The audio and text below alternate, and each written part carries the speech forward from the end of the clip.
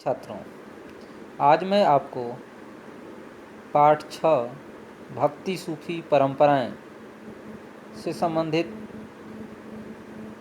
कुछ मुख्य विशेषताओं के बारे में बताने जा रहा हूँ। सर्वप्रथम मैं मध्यकाल में भक्ति के उदय के कारणों तथा भक्ति के मूलभूत सिद्धांतों और विचारों के बारे में बताऊंगा। तो सबसे पहले मैं आपको भक्ति काल के उदय के प्रसार के कारणों को बताने जा रहा हूँ। मध्यकाल में भक्ति आंदोलन के उदय और प्रसार के कई कारण थे। जो कुछ प्रमुख कारण हैं उनके बारे में मैं चर्चा करने जा रहा हूँ। पहला कारण है हिंदू धर्म में व्याप्त बुराइयाँ। भक्ति आंदोलन से पूर्व हिंदू धर्म की सामाजिक और धार्मिक बुराइयाँ, जिसमें वर्ण व्यवस्था, छुआछूत तथा अन्य बाह्य आडंबर अंधविश्वास का प्रचलन प्रमुख कारण था। यही कारण है कि बाद के दिनों में काफ़ी कुछ लोगों ने हिंदू धर्म को त्याग कर दूसरे धर्मों को स्वीकार करने का प्रयास किया। दूसरा प्रमुख जो कारण है मध्यकाल में, वह है भक्ति आंदोलन के प्रसार से संबंधित दो मुख्य संप्रदायों हिंदू तथा मुस्लिम में एकता की स्थापना की चाह। भक्ति काल के उदय का एक प्रमुख कारण है हिंदू धर्म और मुस्लिम धर्म से संबंधित काफ़ी प्रबुद्ध लोगों ने यह विश्वास दिलाया कि राम और रहीम दोनों अलग अलग नहीं हैं, और विभिन्न प्रकार की सामाजिक और धार्मिक कुरीतियों को समाप्त करने का भी प्रयास किया, जो कहीं न कहीं मध्यकाल में भक्ति काल के उदय का एक प्रमुख कारण बना। भक्ति आंदोलन का अभ्युदय मध्यकाल में हुआ, और इसके उदय का एक और प्रमुख कारण इस्लाम की राजसत्ता भी प्रमुख है। भारत में अस्थायी रूप से मुस्लिम शासक और उनकी सत्ता संचालित होने लगी, तो समकालीन समाज में धर्म के आधार पर श्रेणीबद्ध तथा सामंती व्यवस्था पर आधारित ग्रामीण कृषि समाज आगे बढ़ा, और मुस्लिम शासक वर्ग तथा अमीर वर्ग की संख्या निरंतर बढ़ती चली गई। हिंदुओं ने ये मान लिया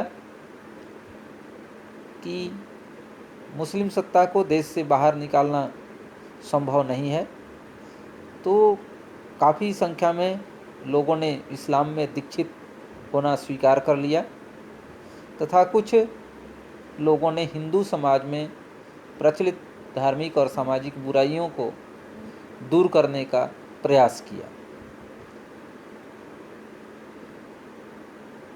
शंकराचार्य और उनका अद्वैतवाद भी भक्ति परंपरा के उदय के प्रमुख कारणों में से एक है। शंकराचार्य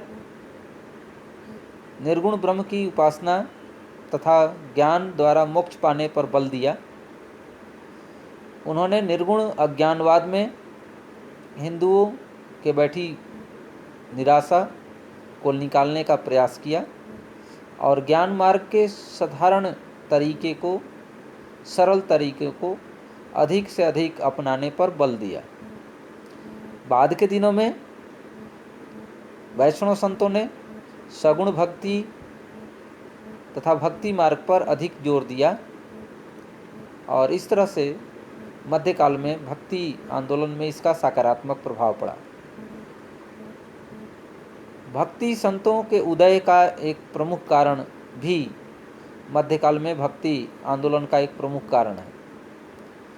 भक्ति आंदोलन 13वीं से 16वीं शताब्दी तक लंबे काल तक चला और उसमें काफ़ी अलग अलग क्षेत्रों में संतों ने महत्वपूर्ण भूमिका निभाई, जिसमें रामानंद, चैतन्य महाप्रभु, कबीर, गुरु नानक, दादू और वल्लभाचार्य जैसे संत प्रमुख हैं। भक्ति आंदोलन के विकास और उसकी जो मूलभूत अवधारणा है सिद्धांतों में, उसके बारे में बताना चाहूँगा। भक्ति आंदोलन का वास्तविक अर्थों में विकास 7वीं से 12वीं के मध्य में दक्षिण भारत में हुआ। वहाँ पर शैव, नयनार और वैष्णव अलवार ने ईश्वर के प्रति भक्ति को ही मुक्ति का मार्ग बताया। उन्होंने स्थानीय भाषाओं का प्रयोग किया और लोगों को समझाया कि वे जाति भेद से ऊपर उठकर एक दूसरे के निकट आएं। भक्ति आंदोलन के प्रसार में काफ़ी समय लगा, लेकिन आगे चल कर के भक्ति आंदोलन के माध्यम से समाज में व्याप्त बुराइयों, जो खास तौर से सामाजिक और धार्मिक बुराइयां थीं, उनको दूर कर प्रमुख सिद्धांतों को स्थापित किया गया, जो प्रमुख हैं। पहला है ईश्वर की एकता। भक्ति आंदोलन के प्रचारकों ने ईश्वर एक है का संदर्भ दिया और उसे विभाजित नहीं किया जा सकता, चाहे हम उन्हें विभिन्न नामों से क्यों न पुकारते हों। दूसरा, ईश्वर का महत्व। भक्ति प्रचारकों ने ईश्वर के सर्वशक्तिमान और उसकी सर्वव्यापकता पर जोर दिया और उसके महत्व को बताया कि ईश्वर का कण कण में निवास है। तीसरा, सच्ची प्रभु भक्ति को आधार बनाया गया। भक्ति प्रचारकों ने सच्ची प्रभु भक्ति को बल दिया और इस तरह से भक्ति मार्ग पर आगे चल करके लोगों ने धार्मिक आडंबरों को त्यागना शुरू किया, जो भक्ति आंदोलन का एक प्रमुख कार्य था। जाति प्रथा में अविश्वास।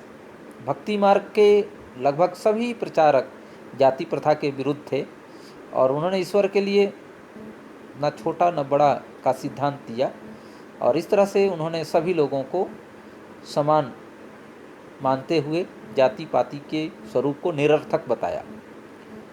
गुरु महिमा एक प्रमुख सिद्धांत और विचार के रूप में आया। संत प्रचारकों ने गुरु का स्थान सर्वोच्च बताया है और उनका कहना था कि सच्चे गुरु के बिना ईश्वर को प्राप्त करना संभव नहीं है। इसके अतिरिक्त मूर्ति पूजा का विरोध।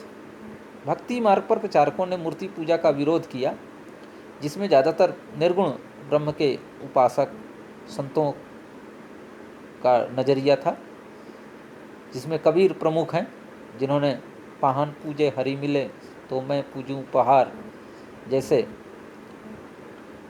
शब्दों के माध्यम से लोगों को मूर्ति पूजा से अलग रहने की एक तरह से सीख दी। इसी तरह से भक्ति आंदोलन के प्रचारकों ने समाज में झूठी रीति रिवाजों का भी खंडन किया और ढोंग को त्यागने का और सच्ची ईश्वर भक्ति को अपनाने के मार्ग पर बल दिया।